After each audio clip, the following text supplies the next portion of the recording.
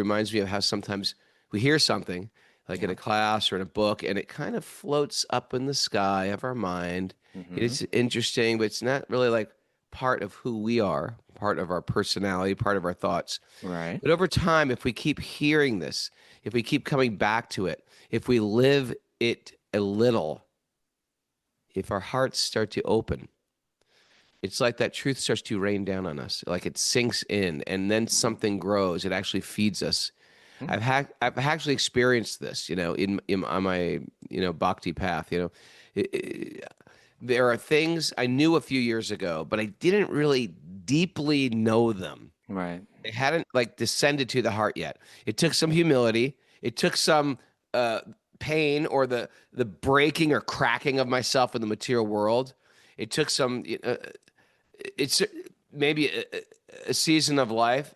Something shifted, a loss, a heartbreak, something, and then everything opened. Om Namo Bhagavate Vasudevaya. Om Namo Bhagavate Vasudevaya. Om Namo Bhagavate Vasudevaya.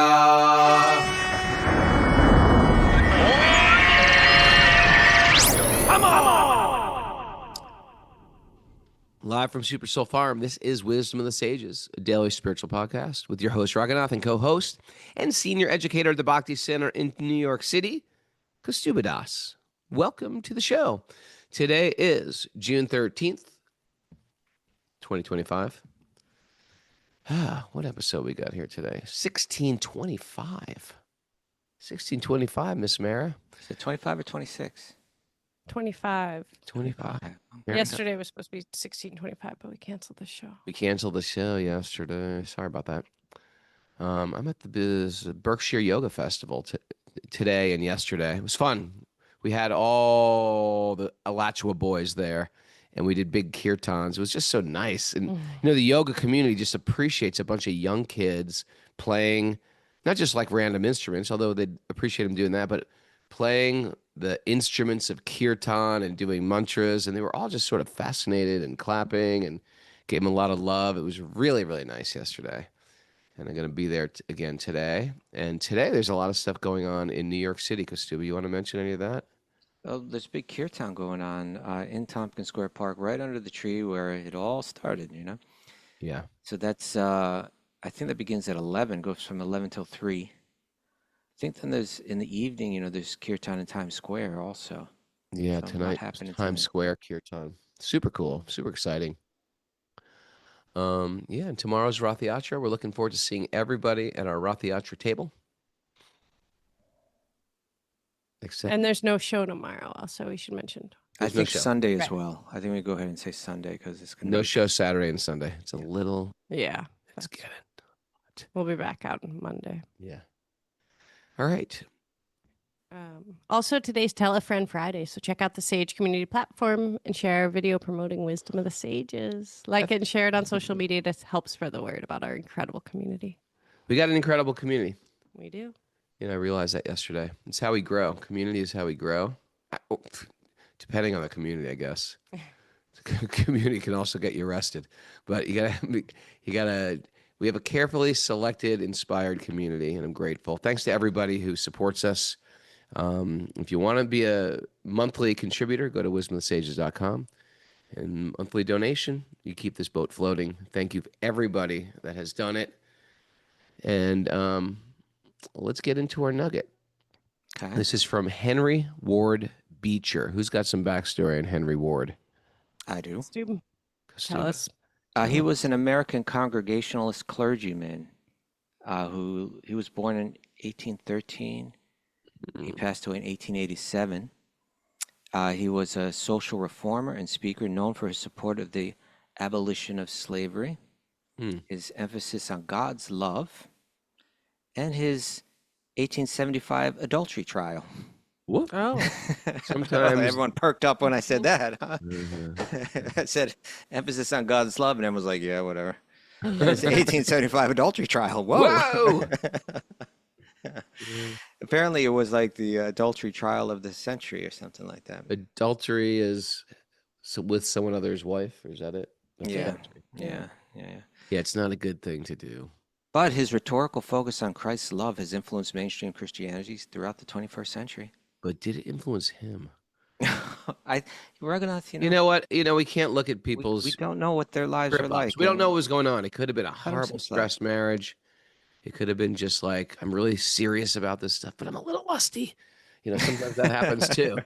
I'm really serious about God, but I love my friend's wife. Yeah, we're gonna cut it. I get they say that his father was, they say, was the biggest like Christian preacher of his day, Yeah.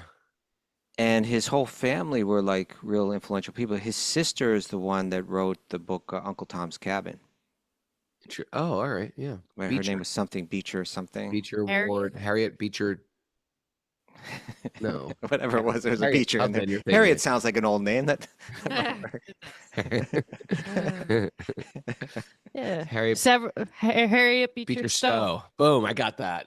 Harriet Beecher Stowe. Just said Harriet. I say it at the same time as you. Raghunath, I just got it. I made fun of Harriet Tubman. You were got going to say Harriet. Harriet Tubman. Yeah. No, I said Harriet. All right. Okay. Okay. Anyway. So he was, but they say he was really like an expert preacher. Like he involved all kind of analogies and stories, and he was like real. He was blowing people away, Yeah.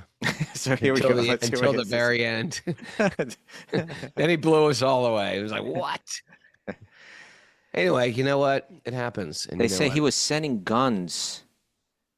That his congregation was like raising money to buy slaves back, like to buy their freedom, and then they would send them guns, and they became known as like Beecher's something or others. Like so Beecher's boys. Well, the guns were known as something, I forget. Okay. All right. Interesting. Anyway, he was a colorful character, whatever he was. Anyway, so here's his quote. Okay. Enough of him. Here's his quote. Truths are first clouds, then rain, then harvest and food, but they must descend to the heart, right? Okay. Truths are first clouds, then rain, then harvest and food, but they must descend To the heart. to the heart, Kaustubha. Yeah. I like that. Truths are the first clouds. It's such like an image, right? It reminds me of how sometimes we hear something like in a class or in a book, and it kind of floats up in the sky of our mind. Mhm. It's interesting, but it's not really like part of who we are, part of our personality, part of our thoughts. Right. But over time, if we keep hearing this, if we keep coming back to it, if we live it a little, if our hearts start to open, it's like that truth starts to rain down on us, like it sinks in, and then something grows. It actually feeds us. I've actually experienced this, in on my bhakti path.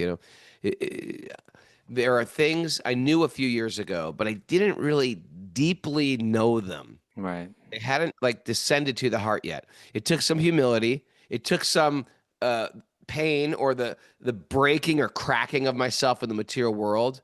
It took some. It's maybe a season of life. Something shifted, a loss, a heartbreak, something, and then everything opened. I remember going to hear get prasad and hear the holy name, and when I first started stumbling upon the devotees, Yeah. it rained on me every day, so to speak. I heard that Bhagavad Gita every day, and nothing quite sunk in, or it did just lay on the topsoil, so to speak. But to really let it sink in, you need that experience of life. Perhaps. Maybe people have had it in a previous life and they hear the holy name and they're just like, I'm changed forever. For me, it really had to get deep into the core of my being to find like the water table, continuing with this analogy. The water table. Yes. But then all of a sudden things shifted. And then, oh yeah, this is what is meant by the material world is temporary, that I'm a control freak. That I can't control everything, that truth is eternal, that there is one God, that we're meant to be kind and compassionate and see spirit in all living entities, that I have no enemies, that I'm creating an enemy in my mind. that I shouldn't take offense, that I shouldn't criticize, that I have to be careful what comes out of my mouth. By the company I keep creates me, that I'm creating my subtle body by every choice I make. So these are all the things that, and one day it's like, bong, wait a second, this all makes sense. It's like the gong goes off. Right. Have you had that experience? You might have been you might have been like one of these guys, like this 100% makes sense. I'm in. Oh, well, I think what he's talking about is like a kind of how an idea grows from being abstract into being like fully embodied, right? And by fully embodied, meaning it's not just something that you understand intellectually. First, you don't really even understand it into fully intellectually. It's like the clouds, they're shifting and moving, and they're not solid. And then it can become more solid, but like, okay, I understand it intellectually, Mhm. but it's not something that's changed my life, or it's not something that I live at every moment, or it's not something that, is embodied in that sense. And in Sanskrit, they talk about um, the way that they approach knowledge, is really interesting, the way that they categorize it and speak about it. But one way that they do that is they speak of, the word jnana means knowledge, but then they have another word, vijñāna, right? Mm. Which means knowledge that's not just abstract knowledge, or knowledge that's not just intellectual knowledge, but it's It's embodied, realized. it's realized. We could call that the difference between knowledge and wisdom. I heard something recently. These things go around, not, oh yeah, what is it? Knowledge is knowing that a tomato is a fruit, and wisdom is knowing not to put it in the fruit salad. Ooh, very deep. Very deep. But the idea is that, I mean, not that that explains everything, but as you were saying, we hear these things and we buy into it. That makes sense. But it doesn't mean that it's something that's deep within us. So it's like, maybe the simplest idea is, here's an idea that you're not your body, right? You're not even your mind, that you're the self, a spark of spiritual energy that's experiencing the world through a body and mind. Okay, that makes a lot of sense. I can accept Right. that. But do I live according to that? If someone insults my, what are you doing, Raghunath? You got like Sorry. fleas or something over there? What's happening? And nothing. I usually have a foot roller around here and I can't find Okay, it. And I see. But if someone insults my body, do I feel insulted? Does it Mhm. shake me up? Does it rock my world for a while? Does it set off mental loops that go off even temporarily in my mind? What to speak of like long term? Or does it not affect me at all because I've so deeply embodied that knowledge that it's become realized? It's matured into wisdom. Mm. And that process, what does that involve from this kind of incredibly life-changing knowledge of the Vedic text that we're reading? What does it involve to mature it? It involves contemplation. It involves reflection. And I think what you were sharing has a lot to do with that reflection in the context of our challenges in life. That we can have this kind of truth in our mind, and then we can call it the universe, we can call it the Paramatma, we can call it Krishna, moves our life in such a way, moves the circumstances in our life in Mm. such a way that we're challenged, that our comfort is rocked a bit. And then we have an opportunity to revisit that knowledge in the context of the circumstances that I'm living right now, and we reflect on the knowledge. And that's a real opportunity for that knowledge to mature when we feel it carry us through a difficult circumstance in life. It helps us unravel some puzzle about our own suffering in life. Oh, I don't have to suffer. I can accept what I wouldn't accept before and feel a sense of relief. And it kind of matures in us. It has a lot to do with association that we spent. How can we mature that knowledge into wisdom? By spending time with people who have that wisdom, who it's already matured in, who live it. Then Mm. that kind of pulls us in their wake, of realization. And prayer, and cultivating surrender. But there's something that's real important, something that I think as we approach this 10th canto, becomes important, and something that I'm seeing everywhere I look. We've been talking about some of these in our last show. We talked about this YouTube video that I saw where a famous scientist and famous atheist was asked the question: if you saw the resurrection of Jesus Christ, right? You actually saw him nailed to the cross, saw him die. And everyone, they took his pulse, they did, whatever brainwave, kind of technology on him. So Not that they did the brainwaves, but yeah, they yeah, took him. but Took he's him into the dead. cave, sealed the cave. Didn't they seal the cave? Yes, but let's say he was in the cave with him. The question was, what if you witnessed the resurrection? So what if you saw him die and then saw him come back to life? How would that affect you? And his answer was, I would assume that I was hallucinating, which means that he poses to be a person that's, I need to see evidence. And even if you see it, But even if you see it, because there's something in you that's not open.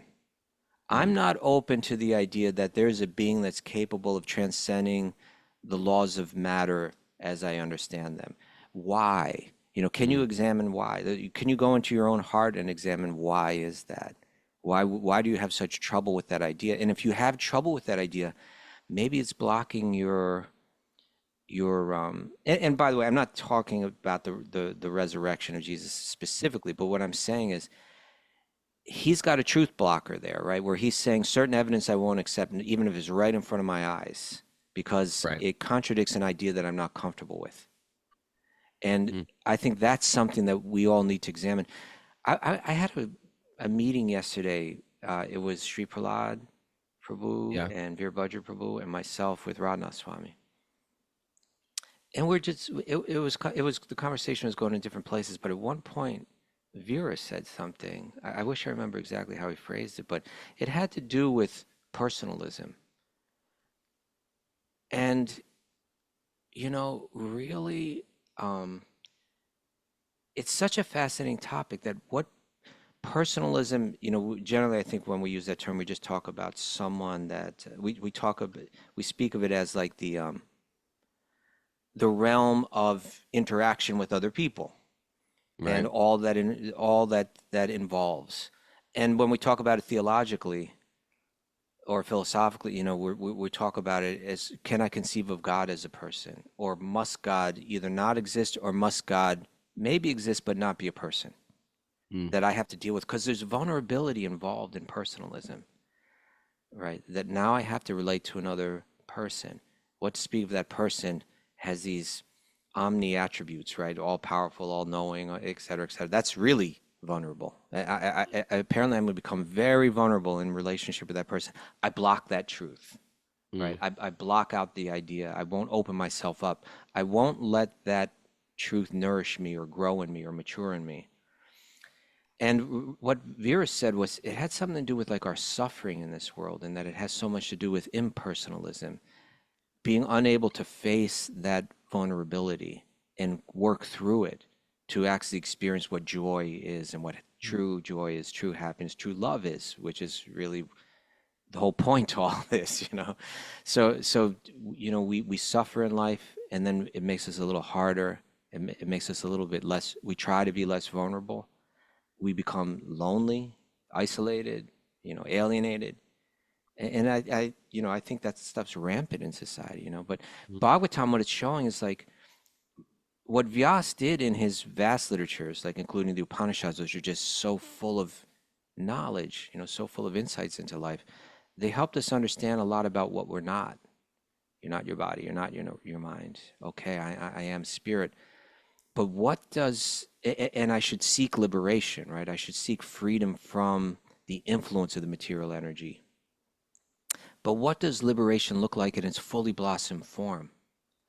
The Bhagavatam was here where Vyasa was saying, I want to show you that now.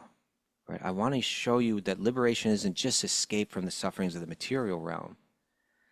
That liberation, in the full blossoming of liberation, includes the unveiling of divine love and just mind-blowing adventures. And the 10th canto is where he's going to reveal it all. And we've been hearing 9 cantos to kind of help us mature these abstract concepts of the soul and, Sankhya, breaking down the material element. What is the material world? What is the self? What can divinity be? We've met Lord Vishnu with his mild smile and, merciful, kind heart, and we've seen him appear in different avatars, how he becomes furious when his loved one is mistreated, or how he comes to the aid of the devas in so many different forms, in so many different ways. And even in doing so, benefiting everyone involved, even the demons, right? And now we're going to hear about him in a way that we haven't heard about him before. He's not always going to be showing the full-on power. He's going to be showing like the sweetness. 10th canto is all about this madhurya, this sweetness, how he loves as a child, little baby, how he loves as a boy, how he loves like a lover, as a friend, as a son.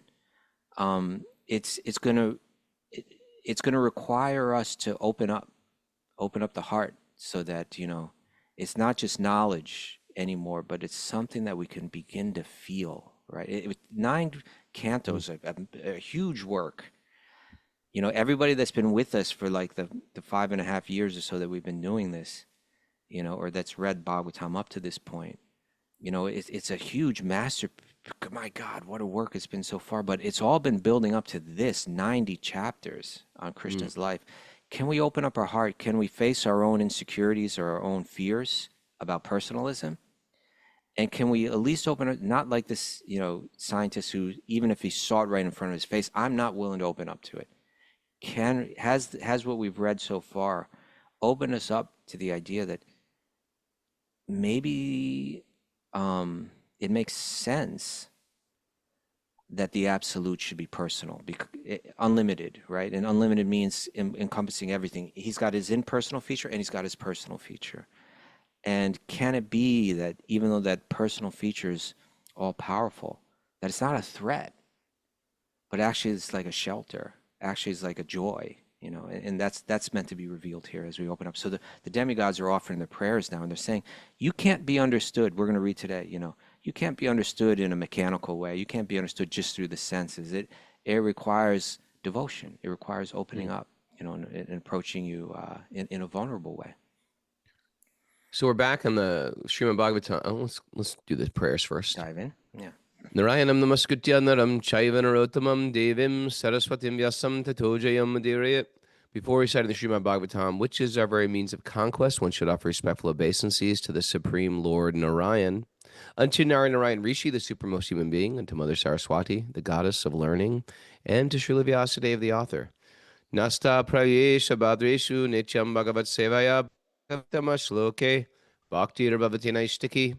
By regular attendance in classes in the Bhagavatam and by rendering service to the pure devotees, all that is troublesome to the heart will become eradicated, and loving service to the Supreme Lord, who is praised with transcendental songs, will be established as an irrevocable fact. Om Agyana Timarandasya Gyananjana Salakaya Chakshuranmadatam Nena Tasmai Shri Gurave Namaha. I was born in the darkness of ignorance. My teachers are opening my eyes with the torchlight of knowledge. I offer my obeisances at their lotus feet. Reading from the Śrīmad Bhāgavatam, Canto 10, Chapter 2, Text 31. Lord Vishnu has just appeared from the womb of Devaki, and all the demigods are offering beautiful prayers. And we're in Text 31 right now. O Lord, who resemble the shining sun, you are always ready to fulfill the desire of your devotees, and therefore you are known as a desire tree. Vancha Kalpataru. When acharyas completely take shelter under your lotus feet in order to cross the fierce ocean nescience, they leave behind on earth the method by which they cross. And because you are very merciful to your other devotees, you accept this method to help them. I love this ocean of nescience, and it's we hear this again, the ocean of birth and death, the ocean of nescience. Why? Because how did you cross oceans in the old days? You had a little boat, little boat, and it's just like, how are you going to pull this off? Even today, when people How you cross gonna pull oceans in this like in a off? little boat, I'm always fascinated. Like, I can't believe you've done that. Got on that And boat. and we were talking in reference to all those the Alachua boys that were all with us. And I was thinking, like, at every age, these children, you worry about your children. You worry when they're little babies, you worry. When they start to toddle, you worry they don't toddle away or get lost or get picked off by a crazy guy, or, they get sick and some disease, whooping cough, the measles, whatever it is, something, the flu. Then they get a little older, and then they're, young teens. You got to worry about their life in school. Are there bullies? There's millions of things that can go wrong with a child. Then they're 18, and you start to Vulnerable, think, right? When you love, you eh, become vulnerable. they're just vulnerable, and it's just But like, I'm saying you become vulnerable to all these emotions oh yeah, due yeah. to that And love. so just yesterday, I was like, yeah, my kids are doing good right now. But at any moment, you could just you hook up with the wrong girl or guy, or wrong club, wrong clique, and the next thing you know, anything could happen. Anything could happen. And in this lifetime, it is like crossing. I'm so happy to be 59 and still waking up early and chanting the holy name. I'm so grateful for this. Mm. And it's a real practice. It works, but it is truly like crossing an ocean. And yeah, can I be hearing and chanting my whole life? Yeah. And it's called the ocean of nescience. So like you can say like an ocean of ignorance, right? It's like Mm, what is the root cause of our suffering? It's our ignorance. It's our misunderstanding, our lack of understanding of who we are and what we're meant to learn, right? We're meant to be sure. learning here, and it's full of all kind of like we're saying. Sometimes saying it's full of different kind of crocodiles or dangerous Yeah. sharks, in that The ocean. crocodile of adultery is there. Adultery, You spend even a your great whole life. preacher. It's like you spend your whole life dedicating to spirituality, and then at the end of your life, you get notorious for some adulterous behavior, and that goes on your Wikipedia page, and that's how we remember him. Yeah, This is, there's that, or different philosophies, different ideas that feed on your insecurities, yeah, and you can become very hardened by these ideas. yeah, or things that happen in life that you're not really prepared to deal with, and you just become angry and bitter Yeah, at God. And so anyway, it is like it's crossing an ocean ocean. of nescience. Yeah, a big ocean of it. And so here it says, where did it go? The Acharyas. The Acharyas crossed. They crossed this ocean of nescience, right? When the Acharyas completely take shelter under your lotus feet, in order to cross this fierce ocean of nescience, they leave behind on earth a trail of breadcrumbs. I just added that. But like a On the ocean, trail. that's not going to help. Well, yeah, that doesn't help in the ocean. They leave behind a map. How about that? A A boat. a boat, yes. They leave behind a method by which they cross. And because you are merciful to your devotees, you accept this method to help them. Right. Whew. Yeah, it's like in other words, if I was on one side of an ocean and you were there with me, and then you got on a boat and you crossed, oh my God, Raghunath made it to the other side, but the boat would be with you. I can't get over.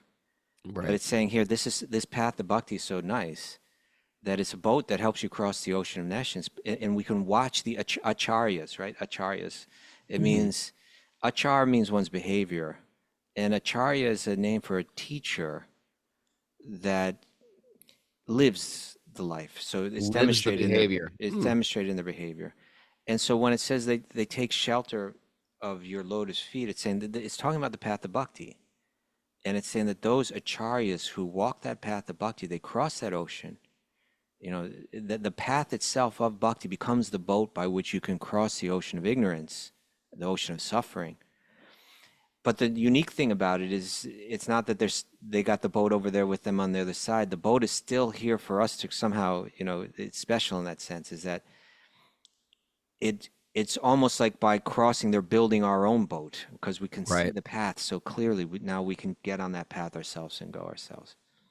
I like that. And in these next couple verses, of course, this is what Bhagavatam has been doing all along. Bhagavad Gita is in a sense a comparative study of all the different dharmas or all the different yoga paths, validating them, but kind of comparing them, pros and cons, and ultimately presenting bhakti as the superior path quite frankly, Mm. And now we're going to see that again, the comparisons are there throughout the Bhagavatam, but it's really being expanded upon more than just a comparative study. It's like a full-on exposition on it. And we'll hear that in these next couple of verses, 31 and 32. 32. Someone may say that aside from the devotees who always seek shelter at the Lord's lotus feet, there are those who are not devotees, but who have accepted different processes for attaining salvation. What happens to them? In answer to this question, Lord Brahma and the other demigods said, O lotus-eyed Lord, although non-devotees who accept severe austerities and penances to achieve the highest position may think themselves liberated, their intelligence is still impure. Mm. They fall down from the position of imagined superiority because they have no regard for your lotus feet. Ever perform austerities and just think you're better than me or better than everybody? You're better than me? Think you're better than me? Did you ever get that? You're doing something Yeah. Yeah. You're right. I think this is an often quoted verse by the different acharyas, by the great teachers, that's saying that the liberation, it's often quoted in this context, that the liberation that's achieved not through bhakti, but let's say through jnana yoga, through a path that denies Bhagavan, like the form of God, that relegates the personal aspect of God as being illusion, and see liberation as just freedom from suffering and experiencing just a oneness, is saying that they think they've achieved liberation. Because you get some payback, some kickback from controlling your senses. If you've ever done a long fast, you think, wow, it's so powerful. Look at all these stupid people just stuffing their face. They're out of shape. They're not taking care of themselves. Their digestion is weak. They're putting on extra weight. Don't they understand the food is controlling them and it's numbing their mind? Or see, maybe you do a fasting from speaking. Look at all these people just like talking nonsense, constantly wasting their energy. Look at me, I'm so controlled with my voice. Or you're waking up very early or something. Look at all these Slavs, these lethargic people sleeping in. Look at me, I'm up so early. I'm doing my meditational practice. Yeah. Right? There's always a strand of ego mixed in with it that we have to be careful for. Yeah, but you do feel powerful. You do feel powerful. And of course, that's just like on the lower level. But I think what you're saying is entirely true. That you do feel a sense of freedom or release that can make one, that can give one a sense of superiority. And I think, and I know that the way that this great acharyas in the past have interpreted this verse is even beyond that, right? Even if you transcend the body and merge into the divine light. Sure. I say merge, but they're saying it's actually never actually fully merge. You never actually really become one. You feel like you've become one with it. You just sort of snuggle up to the lights, but you don't actually become the light. You're in there with the light. But I can relate to it in my own way, because I've done long time, 21-day water fast where you just feel, and people are like, "Hey, Raghu, you want to eat something?"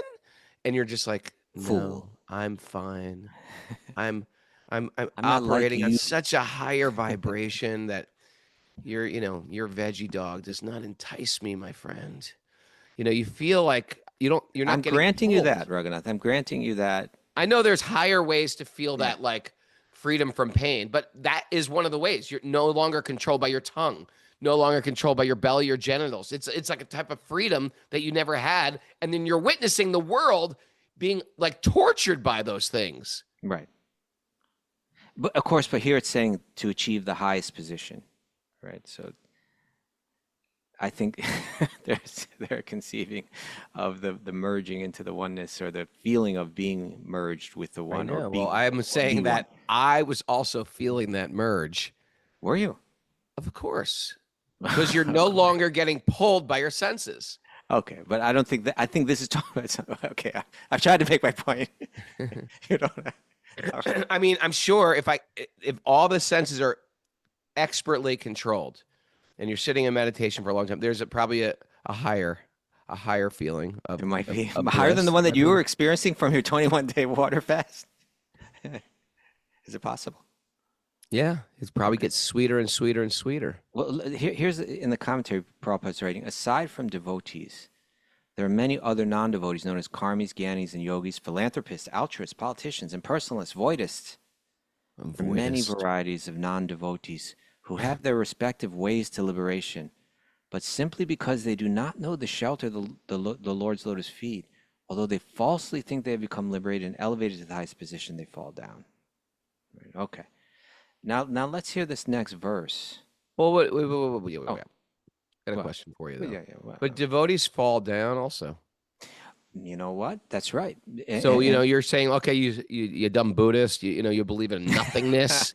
Okay, you're very strict. You're fasting, you're trying to control your senses. Like strict Buddhists have a very strict lifestyle, but they say, well, because you didn't develop attachment to God, you're falling down. But you see a devotee fall down from their principles and their practices. What do you say to that, smart guy? Well, it's not what I say that's What important. what okay, I understand that. It's not what you say. It's what do the Acharyas say. That's right. Right now, what does the Bhagavatam say? It says the Bhagavatam they fall down, but we see people practicing bhakti also fall down. What verse are we in? 31? Yeah. Right? Yes. So my question is, what do you say about that? Well, in the next couple verses, I was reading about it this morning, and they deal with that exact question, Raghunath. The exact question that the Acharyas address is the exact one that you came up with. And they say that if you look carefully at the examples of fall downs that are there in Bhagavatam, of people that were practicing devotion and tripped up, they give the example of Sabari Muni. no, because he wasn't a bhakti yogi. You see? So his fall down was just like straight out fall down. Ajamil. Not Ajamil, because he also wasn't practicing bhakti yoga when he had his fall. But there was who became Vritrasura? King Chitraketu. Oh, Chitraketu, yeah. There's King Chitraketu. That was one example that was given. And there were two others. Oh my God, why did I have to slip my mind right now? But they were showing that Bharat, right, who was practicing bhakti and Maharaj Bharat, yeah. became very elevated, but then he became a deer. obsessed with a sweet little deer and took birth as a deer in the next life. Easy to get obsessed with a little deer. They're very They're cute. very charming. And there was a third one. I'm trying to think of the third example. But it was saying that in each one of those apparent fall downs, actually their bhakti was just increasing. Right? When Chitraketu came in the form of Vritrasura, it's like, oh, look, he had the body of like a more like human body, almost like Deva body that was, and then he took birth in a demon body, in a demon lineage. That's a downgrade. Mm-hmm. But actually, no, his consciousness was never downgraded. And in that form, he presented incredibly insightful prayers. His bhakti was increasing. He was moving forward, even though externally he had to fall down. And the same could be said for Bharat. Even though he was in the body of a deer, his realizations of who he was and what God was and all of that was simply increasing. So this path of bhakti is different than the other paths.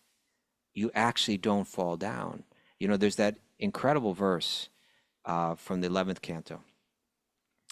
One who accepts this process of devotional service will never blunder on their path. Even while running with eyes closed, he will never trip or fall. So it appears Chitraketu fell, right? What did he do? He made a statement, and it's described. He saw Lord Shiva sitting in a little congregation with his followers, and his wife was sitting on his lap. That's unusual, right? Oh, yeah. That's like a little, generally when you're giving a spiritual discourse, that the wife sitting on the lap, that's for private time, right? Yeah. You don't generally do it. And he made a statement about it, and it's different. Acharyas speak about it in different ways. Some say it was just like it was coming from, it was a good-hearted statement that was entirely. Some saying it was a little joke that he said that he wasn't actually really criticizing him. can't joke like that. Well, in this case, Joke like it that. was the cause of his curse because Parvati didn't appreciate the statement and cursed him. Mm. Cursed him to take birth as a demon, to take birth in a demoniac lineage, and he takes birth as this ferocious, fiery, copper-haired, copper-eyed, massive, ferocious demon that's given the mission to kill Indra. The head of the demigods. It's like, whoa, his circumstances went from auspicious to inauspicious big time. Real quick. But he actually wasn't tripping on the path, because in that form he had the deepest devotion, and his prayers to Indra are fascinating and incredibly insightful. Sometimes the Bhagavad Purana is called the Purana that speaks about Vritrasura because there's so many chapters dedicated to Vritrasura, and it's so insightful. Right. And it's just like, oh, here's a guy doing apparently bad things, but he's got an interesting backstory, and things turn, things shift, which is very good to know in a world where we're trying to condemn, cancel, and hate people. Yeah. Yes. And whatever was happening externally, internally, his bhakti had only grown. He hadn't backtracked. He was moving forward. So in that sense, even if you trip, if you or it's saying here, even if you run with eyes, all the other paths, you can trip and fall and just crash. Sure. Where in bhakti, even if you apparently trip and fall, you actually never do trip and fall. Even if you're blindfolded, in other paths, like in the path of karma, where through like precise mantra chanting and ritual, you want to achieve a material gain. That even if you just mispronounce one mantra, it can backfire on you. Yeah. Or if you've tried to control the senses and perform austerities like Sobhari Muni, you can trip up and fall. He just saw two fish, engaged in the act of love, and even though he was meditating underwater and had the capability of such intense austerities, he crashed. Whereas Vritrasura appeared like, oh, he really backtracked. No, his bhakti was right there, deeper than ever, So he's moving forward. So that was the answer to your question. The Acharyas answered your question. I'm trying to remember who was the third example. Thank you, Acharyas. Thank you, Acharyas. Okay. Text 33. O Madhava, Supreme Personality of Godhead, Lord of the Goddess of Fortune, if devotees completely in love with you sometimes fall from the path of devotion, There we go. they do not fall like non-devotees. Okay. For you still protect them. Thus, they fearlessly traverse the heads of their opponents and continue to progress in devotional service. Mm-hmm. Oh, here it is. Okay, Vishnu powerful Chakravarti statement. Thakur's commentary on this verse that answers your question, Raghunath. Why do you say only the Gyanis are thrown down? Right, that's essentially what you're asking, right? Yeah. The devotees may also be thrown down by looking at Bharata, Indradyumna, and Chitraketu. Okay, Indradyumna was the other one. Who what happened He's to what him? became the elephant. He Became the elephant, projector. right? They respond, O Madhava. Okay, so like he's saying that Brahma is answering that question. The Devas are answering your question by saying, O Madhava, O Krishna, those who are yours do not fall from the path of Bhakti Yoga in the same way as those who conceitedly consider themselves liberated fall down. The sense is, needless to say, they do not abandon you who should be sought. But if they do fall, even so, they remain bound to you in friendship. Although and then he continues, although the devotees do fall, that is only seen as a cause for an increase of their prema, because it was shown that the love of Chitraketu, Indradyumna, Bharata, and so on soared 100-fold after they fell and became Vritra, Gajendra, and the deer. Boom. Like it. Interesting, huh? Yeah. Yeah. This is a great verse, text 33. It is a great verse. It is a great verse. So here it's being shown. There was a passage in the Bhagavad Gita, the beginning of the 12th chapter, where Arjuna asks Krishna, "Tell me which path is better. Tell me which yogis are on a better path." Right? Those who worship your form, as Krishna, or those who worship the impersonal absolute, right? And that path to the impersonal absolute is characterized by austerity and renunciation, etc. Or those who worship you with love, whose path is characterized by acts of bhakti, hearing about your pastimes, chanting your names, worshiping your form, etc.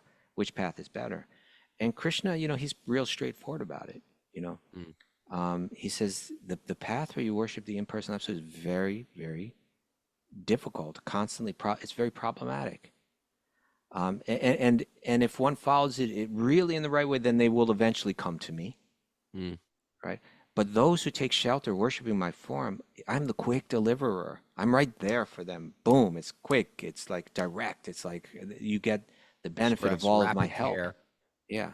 Yes. So even if you fall down on that path, apparently, your bhakti, meaning your spiritual realization, increases 100-fold in your fall down. Whereas your fall down on the other path is just like miserable. It's like, oh my God, I got to start all over again, can I? Okay. Very good. Oh Lord, during the time of maintenance, you manifest several incarnations, all with transcendental bodies, beyond the material modes of nature.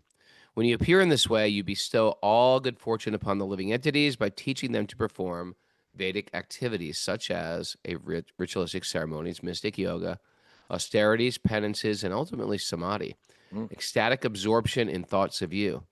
Thus, you are worshipped by the Vedic principles. So we've been hearing all about that up into the 9 cantos, right? All the different incarnations and the different ways that he appears, and how all the different Vedic activities that kind of culminate in samadhi, here meaning absorption in thoughts of you. O Lord, cause of all causes, if your transcendental body were not beyond the modes of material nature, one could not understand the difference between matter and transcendence. Only by your presence can one understand the transcendental nature of your lordship, who are the controller of material nature. Your transcendental nature is very difficult to understand unless one is influenced by the presence of your transcendental form. Okay. O Lord, your transcendental name and form are not ascertained by those who merely speculate upon the path of imagination. Your name and form and attributes can be ascertained only through bhakti. Okay, so this gets back to like our nugget, right? Yeah. That you can read lots of people read Bhagavad Gita, and Krishna saying, I have a transcendental form, right? Everything comes from my form.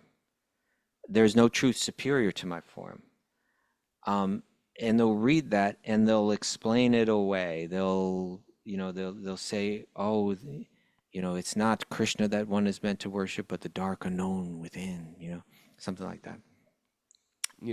And Krishna will say, knowing me as the Purushottama, as the Supreme Person, behind everything, behind the sun, behind the moon, in the heart of every living being, controlling the digestion of every living being, right? And being right there with everyone in the most intimate, inside and outside of everyone. One who knows that I am there like that. Then they love me, and they serve me with sarva bhavena, with a full heart, full on love. And this is the great secret. This is the great secret of all the Vedic literature, of all Vedanta. But he tells Arjuna, but you can understand this because you have no envy, right? You can ascertain this. It can't be ascertained any other way except through devotion. When your heart is situated right, you open up to this truth maturing in you. And if you got insecurities or hesitations or fears, you can build a wall whereby this truth will never mature in you. But through devotion, it will be matured. Here's my CBGB's analogy, Kaustubha. CBGB's. You and me were a couple of dirtbags from the Lower East Side, from the suburbs, And at one point in our life, we sort of wandered into the Lower East Side, and there were, at least according to like the mainstream people, how mainstream people looked, we walked into a freak show. And we sort of like became those freaks, the weirdos of society. And it was a thing. People didn't look like the way we looked, but now everyone's got blue hair or purple hair or a mohawk. These things aren't weird. An earring, a tattoo. Back then it was like, really, you were a freak.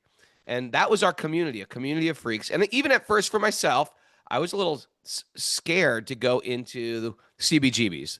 This was like a popular underground club where you saw live bands in the early 80s.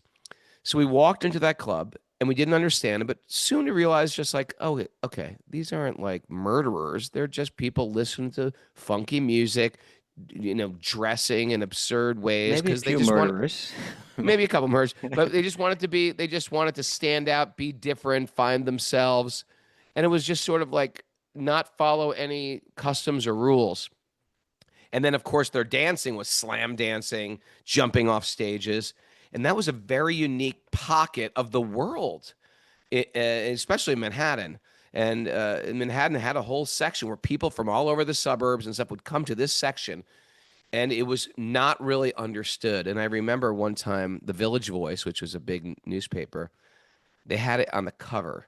Do you remember that episode? There was like Booby and Harley were on the cover. Yeah, I remember. And it just looked so foreign. And the Village Voice article was all about like, this is a crazy thing that's going on down there. And it's really like overwhelming and, potentially really dangerous.